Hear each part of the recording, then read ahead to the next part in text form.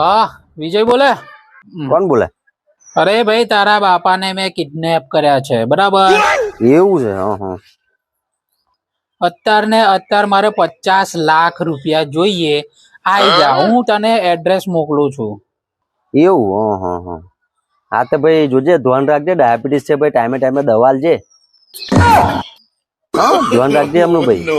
ના ઓપરા એ કઈ સેવા કરવા નહીં મેં કિડનેપ કર્યા. 50 લાખ રૂપિયા લઈને આય ફટાફટ. 50 લાખ તો નહીં, એક કામ કરીએ આપણે.